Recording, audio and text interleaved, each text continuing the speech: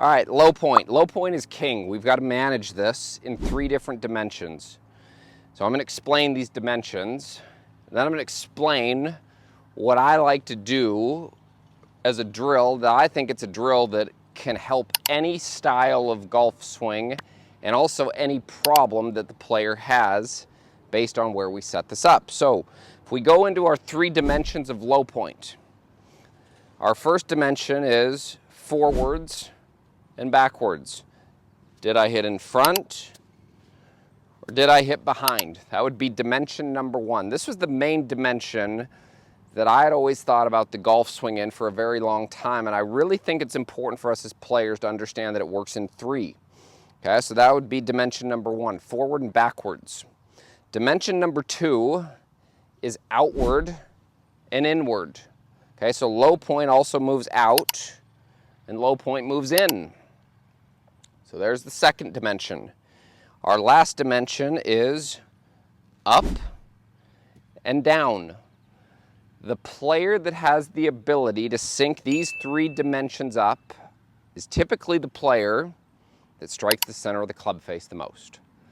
When we lose control of 1 or 2 of these dimensions, there's a lot of things that can go wrong, and it works in a lot of different ways, from how our anatomy works, how the plane is set, okay? The direction that we move mass, rotation. There are so many different things that affect low point that I think sometimes for us to simplify this is to actually come up with ways for the players to be able to manage it.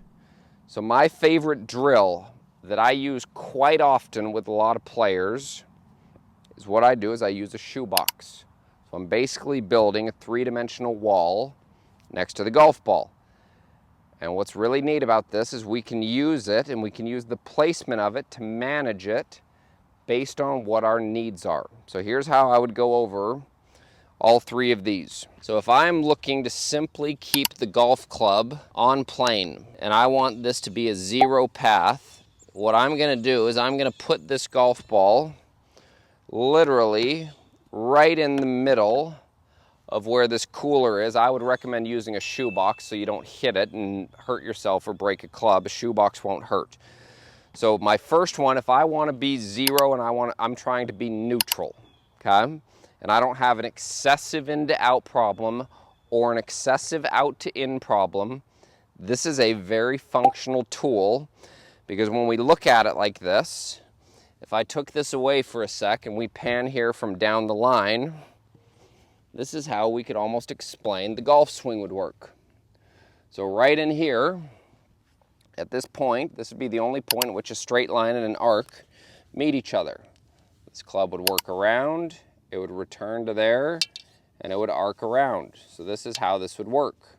Okay, so if I slid this piece back again, and I throw this back on here where we had it, first thing I would do is I'm going to take a golf ball and place it right in the middle of this cooler. So now, when I perform this correctly, I should never hit this cooler. So I'm going to actually move it closer. Okay, so what you'll notice, the more skilled you get with this, the closer we can move the cooler to the golf club. So from right in here, I have about a finger's width from where the toe of my golf club is, that this club could move outward. Okay.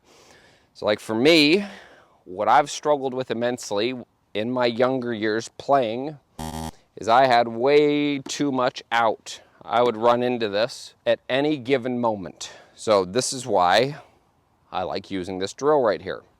So now from setup in here, if I keep this club relatively on plane, I should be able to work this around our 3-dimensional arc, hitting the golf ball without striking this, and it should be a relatively straight shot if I can manage the torque and the twist in the face around the shaft. Okay, so I'd go in here, we'll give one a go.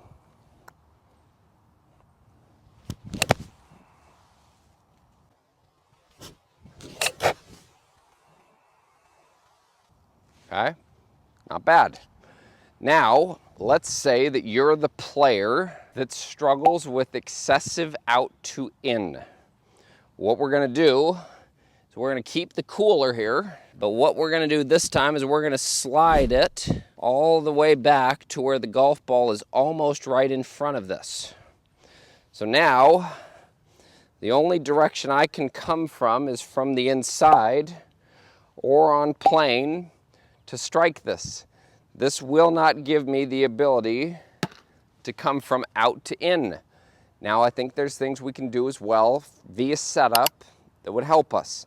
I would start and I would make sure that my forearms at address are tilted more to the right. Okay, I would make sure that my right side, my trail side, is lower than my lead side, because that's going to project more of an inward to outward movement. And we would also think about where ball position is, make sure that we have that set behind what our static low point is. So I would go in here. Now you can see from down the line, my forearms are more out to the right. And I'm going to have to come from the inside to strike this golf ball and miss this cooler. What I would say is important is we want to keep everything else relatively the same. I wouldn't say to just shift everything to where we can almost come over the top and toe it. So try and keep everything more neutral, change our steering wheel, tilt that more outward, maybe move the ball a hair back and the grip handle forward. So I'd be in here. I'm going to work this, so this ball should start right, and it should draw now.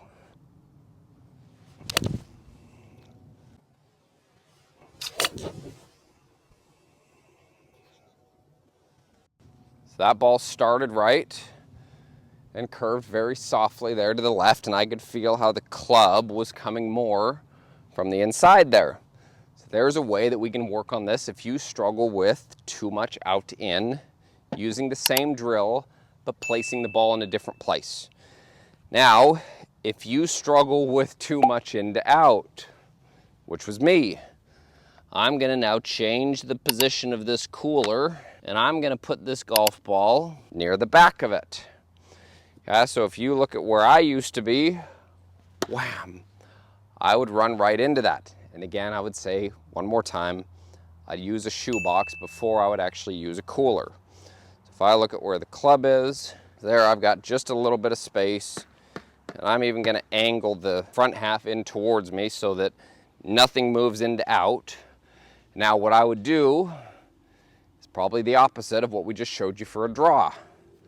I'd probably take the forearms, make sure they're not too tilted or too outward, and I would make sure that they start in neutral to potentially even a little bit down with the lead side, so that that's going to project my swing direction being able to move more inward down through impact. I'm also going to move the ball a little bit more forward. So now you can see my forearm line is going a little bit left of where this is, of where this stick on the ground is. Now I'm going to feel like I'm finishing more low, under and around, okay, versus going out and up. Okay, so I'd be in here, set up, and then we'll let it go. Forearms, we're going to miss the basket.